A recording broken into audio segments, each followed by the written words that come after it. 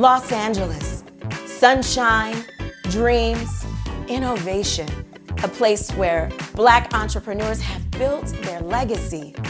From small brick and mortars. I think it's important that small businesses like mine still have their roots here. To digital creators. I started to have this interest of storytelling in front of the camera versus doing the makeup behind the camera. I started doing more content creation. And a VC firm rooted in inclusion. If I ran a venture capital fund that was wildly successful, but nobody else in my community benefited, I don't think that it would be fulfilling at all. Once an urban leaguer, always an urban leaguer. The business of creativity is in Los Angeles.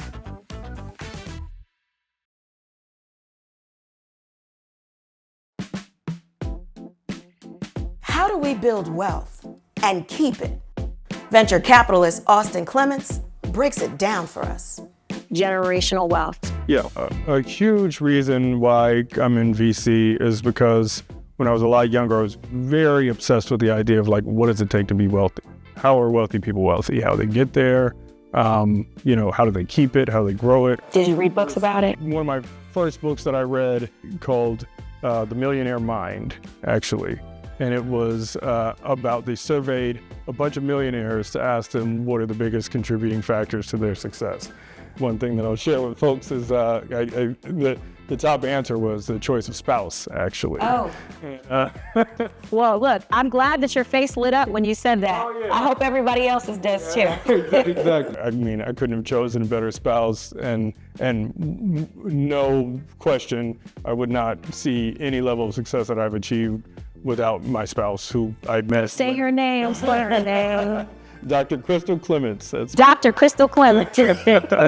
She's excellent. She's excellent. The first thing that I learned about how most wealthy people got their wealth is they inherited it, which means that, the best way to be wealthy is for your parents to be wealthy. A lot of times, like, they weren't even necessarily the person that generated it, but like this wealth is being spread and it's compounding. And so when you think about our community, if we are left out at one generation, it's not just, comparing my generation to this generation, it's looking at everything that follows that. It's a compounding effect that creates a massive discrepancy of wealth. And so what I thought about was like, what are the fastest ways to correct for that? Pretty much everybody that did make their money made it in one of two ways. One is real estate, two is entrepreneurship.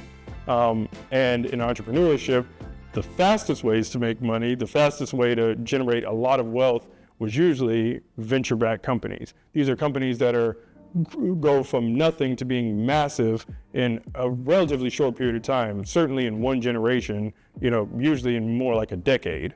Where are the paths that we can reverse this accelerated discrepancy as quickly as possible? And that, for me, that was venture capital. A lot of entrepreneurship gets started through an initial check from a friend or a family member. And a lot of people in our community don't have a friend or a family member that they could tap for a 5 or 6 figure check. What we wanted to do was to also make sure that we're addressing that fact. So we started an accelerator program called Friends and Family. Friends and Family, now we take applications. We get hundreds of applications from across the country for people that want to apply to go through a several months long program to learn about how to grow and scale their business.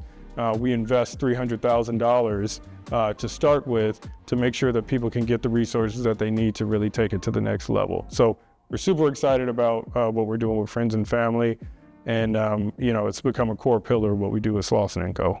VC, that world, representation may not be what folks would like it to be. Sure. Can you talk about being in that space and some of the challenges and trying to make sure that you expand and that there are others that come through that door with you? The unfortunate part is, less than 5% go to people of color of the dollars that are allocated. The reality is, like, if I can find a lane and apply my skills and my experience, the things that I've seen to enhance my community, I think that's the most fulfilling thing ever. We can't not tell that story when we go out to pitch. And in 2019, that was not a story that a lot of people were looking for. And They viewed us as an impact fund, or they viewed us as something where it's good that you have a good heart and you want to do something interesting, but we're here to make money. And that's not profitable. Yes, it's not profitable is how it was viewed. And for us, it was like, we're actually saying that like this is a massive opportunity. In 2020, in a post-George Floyd environment, when a lot of people awoke to the ideas of the fact that like things haven't been as inclusive or balanced as they could be nationally or globally. Say for our community, we already knew what was going on. We already knew. Everybody else woke up. Yeah, exactly. It's like you have new discovery, but like for us, it was like we lived this. But we knew in order to stay in business, we were going to have to deliver results. We were going to have to show that these entrepreneurs that we claim are out there are really out there, and they're really as talented as we're saying. Fortunately enough, we were able to do that, and we just came back and raised a second fund of $100 million to continue the work. So we're really excited about that.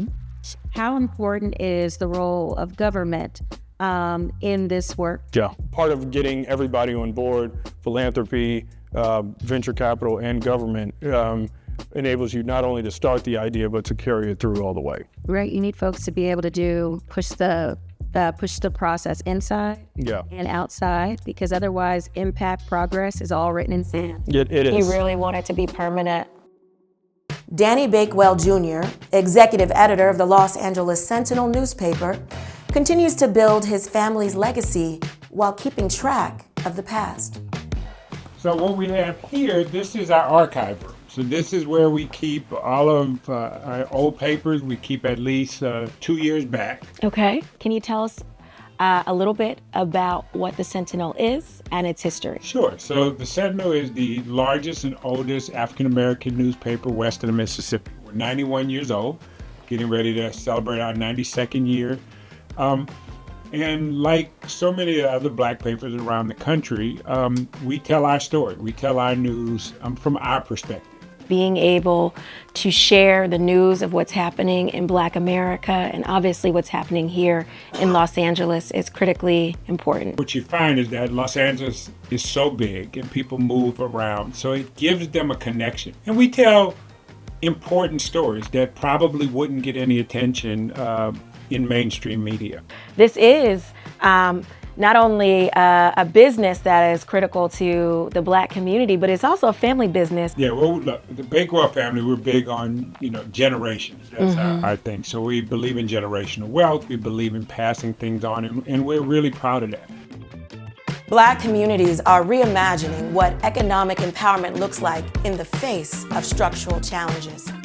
The Los Angeles Urban League, led by my friend and colleague Cynthia Mitchell-Hurd, is forging partnerships to help bridge that gap. What work is the Los Angeles Urban League doing, and how does it support folks from our community and communities across the country who have the dream, the American dream, to succeed within the arts and the creative spaces? So what we do is we go and we work with various studios to create jobs for our communities and create trainings and pre-apprenticeships and apprenticeships. And it's something that is working. It is something that we are expanding. We are currently in conversations with CAA. You see, when DEI took a little back step, we in Los Angeles moved forward. Well, let's talk about the future of Los Angeles. I know you're focused on prosperity, and we see so much of it. When you think of Black businesses and Black entrepreneurs, what's on the rise? What's next? What's on tap? My goodness, the vision, the future. There is absolutely nothing that cannot happen in Los Angeles.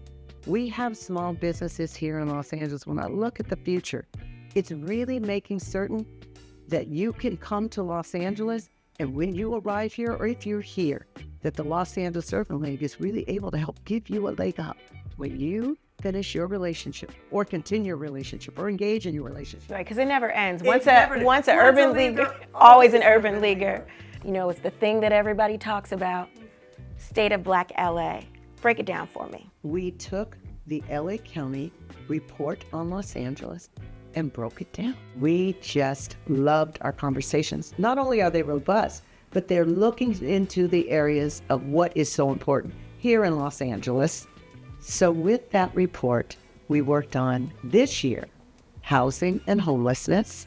We worked on economic development, and we worked on healthcare. And we just finished our second State of Blackout Los Angeles. It was sponsored by NBC and Telemundo. So now NBC has asked for us for a third year. If we don't examine what should happen and what will happen, who else is having the conversations? If we know, who else is having them? And who else is holding people accountable? City Councilwoman Heather Hutt is making sure opportunities stay possible in her district. I think creating space and making sure that we are allowing people to prosper and have what they need is critically important. Tell me about small businesses, since we're talking about creating space and opportunity for folks. We're right now in front of Earl's Hot Dogs. It was a micro business when we were younger. It was a hot dog cart. And he was smart enough to save his money and make an investment to have a brick and mortar right here on Crenshaw. And that happens so many other places.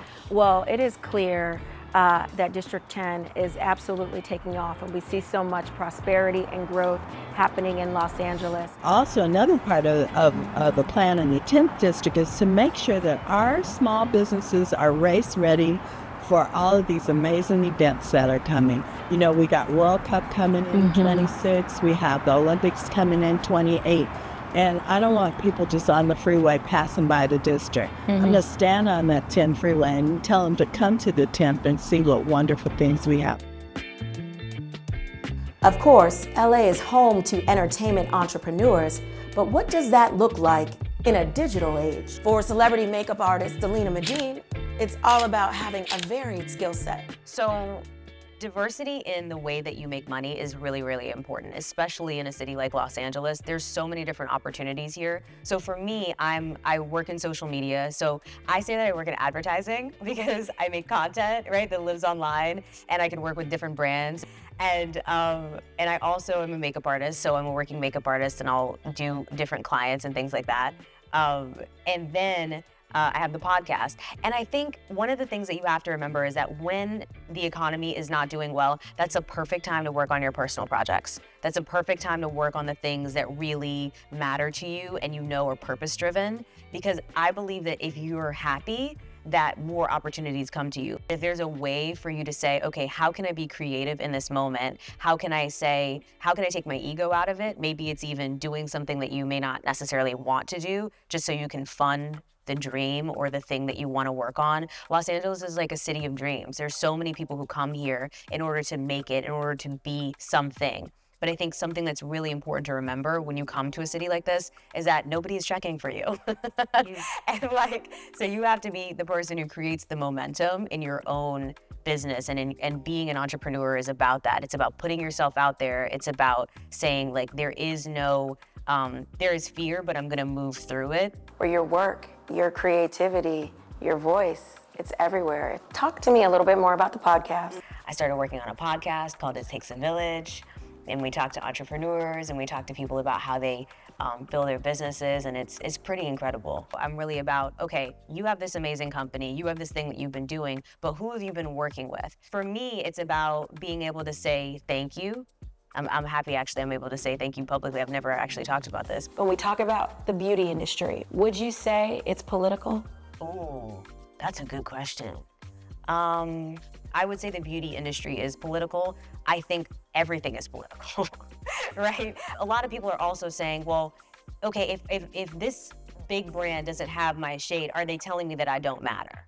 And I think that's the political part, right? That's the issue. It's the story that it tells that I think is the political part. But we're in Los Angeles right now. How did you get here? I know you recently moved here. What kind of drove you to take the leap and go across the country? The ability to be on social media allows you to live anywhere. My personal interest was the stories of people who are business owners and who are creatives and who are connected in some way to entrepreneurship. And so it was you know, it just made sense to come out here and see what's going on. I was also really curious about Inglewood, because they kind of say like Inglewood isn't Harlem, obviously, but it has, you know, a lot of history. And so I was curious about what was going on over here. So what is going on in Inglewood? I went to 1010 Wine, the first and only wine bar in Inglewood, to chat and sip with co-owner Leslie Jones. So I own this space with my sister. We're born and raised in Inglewood, and we were really just tired of going outside of our community to enjoy good food and enjoy good wine. And so we decided to open up this space together. Black-owned wine companies make up less than 1% of the wine companies in this country. And so spaces like ours are really trying to do our part to expose people to these brands so that these brands aren't just carried at a small local wine bar, that they're also carried at larger retail spaces so that these businesses can grow as well. Love that it's a Black-owned family business. Yes. You're doing it together. Speaking of Black girl magic, can we try the wine? Sure. Sorry. So this is a brand that we really love because they are sisters. We are also sisters. So this is the McBride Sisters Sparkling Fruit, Black Girl Magic. This is a California wine. You're gonna get notes of citrus and pear and melon. Sounds amazing.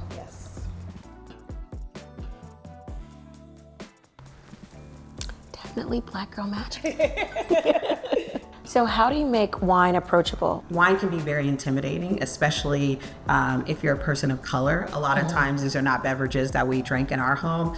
My family didn't drink at all. So we opened up this space so that people could come and ask questions about wine. Monthly, we do a free wine education. It's called Wine 101. We do wine tasting. We talk about different wine concepts so that people can feel more comfortable talking about wine. But what I tell people all the time is just ask questions. Even if you're not at a space like this, if you're at a fancy restaurant and you want to know about a wine, ask the sommelier to come over, because that's the only way that you're going to learn. So what are we doing next? So next we are trying Lafite Rosé. This is from the south of France. The owner, his name is Danier.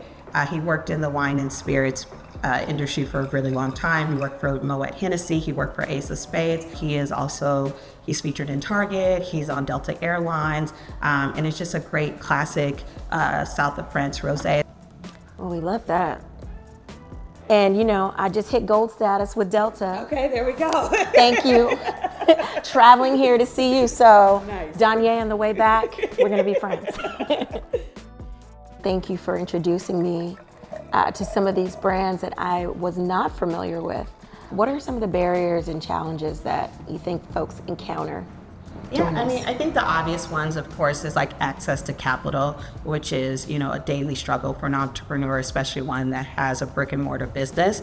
But I think also for us, especially being in a space that is predominantly white male driven, is just staying true to what our vision is. So it really does mean like sometimes just kind of standing on business. So like when people come in and try to sell us wines that are maybe half the price, that would, you know, increase our margins drastically, but they're not Black owned, they're not woman owned, they're not LGBTQ plus owned. Wow. We have to kind of stand on business and say we appreciate the offer, but it's not a wine that we can carry because it does not fall in line with our vision. I think that's the same, like even with our programming. On Friday nights, we have a DJ here, it's loud. Typically at a wine bar, you know, you're talking softly, you're sipping, all the things. It's not unusual for us to have people up dancing, maybe holding their glass while they're dancing and having a good time. And we've had people come in here and say, well, this isn't a wine bar. Well, it's not your wine bar, but it's the wine bar that we've created, and it's the wine bar that's in Inglewood and the people in this community have grown to love. And so I think that that's the biggest thing with entrepreneurship, is the reason why you have your business is because there's something unique about you, something unique about your product. I think it's just important to stay the course and do what has made you successful and unique up until this point. Your authenticity, lean into it. Exactly, 1,000%. The community of Los Angeles is resilient. And as Black entrepreneurs and innovators continue to gain visibility, they reshape the traditional dynamics of the city and create hubs of inspiration and opportunity for future generations.